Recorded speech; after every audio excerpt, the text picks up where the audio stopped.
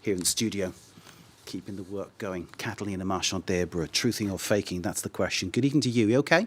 All good, Mark. Great to see you. Now then, today we'll be discussing fake claims that a Russian army platoon captured a high-ranked US official in Azovstal. Azovstal, of course, referring to the steelworks in Mariupol, where the huge siege and hellish conditions, according to people inside, were being lived through. That's all now officially over.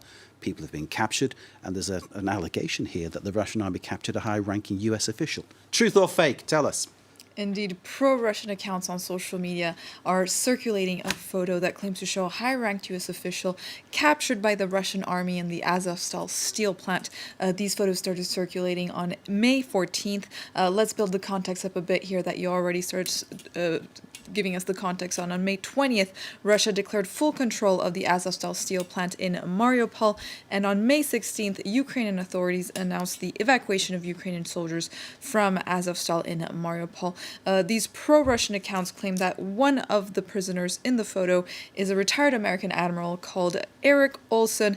In this photo, you can see an armed soldier wearing the letter Z, which is a symbol of support for the Russian invasion of Ukraine. The Russian soldiers standing in front of other unarmed men thought to be prisoners of war. And this post, for instance, has already gathered over 2,000 likes. There's this other post on Facebook as well from May 17th. The face of the first prisoner is circled in red, suggesting that this man is Erik Olson. The user writes, warn Ukraine, American and British admirals surrender to the Russian army. He also says, now you understand why the Western world was so fixed on the Azovstal steel plant. It was to hide the presence of American, British, and other mercenaries. He also mentions British colonel and NATO soldiers that allegedly surrendered to Russian forces.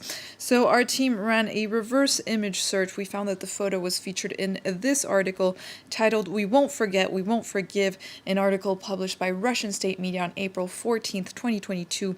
It details a memorial that took place on April 14th in LPR, that stands for the Luhansk People's Republic, in the Russian-held territory of Donbass.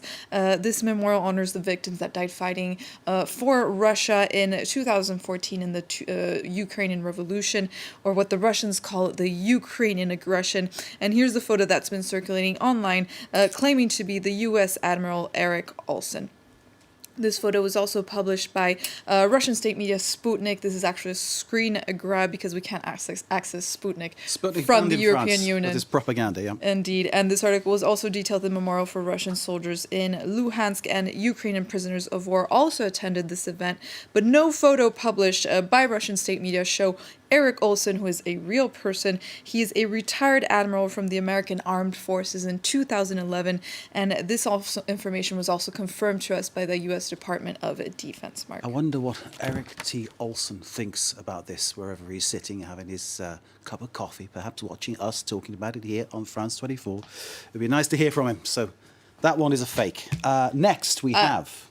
Well, I just wanted to add that this isn't the first time that we've debunked these kind of claims on social media. In April, there was misinformation spread about a NATO official, Roger Cloutier, that was allegedly captured by Russians as well. And this story was also fake. So the point of this type of misinformation is to try to prove that NATO and Western forces, notably the U.S., are directly involved in the defense of Ukraine. Mark. Thank you very much, Catalina. We need to live there. Catalina with Truth or Fake. Thank you very much indeed. Kate Moody, of course, in Switzerland at the Davos World Global Forum. We'll have more from Kate from Davos, of course, as we go through the week. Stay with us. More to come. Live from Paris.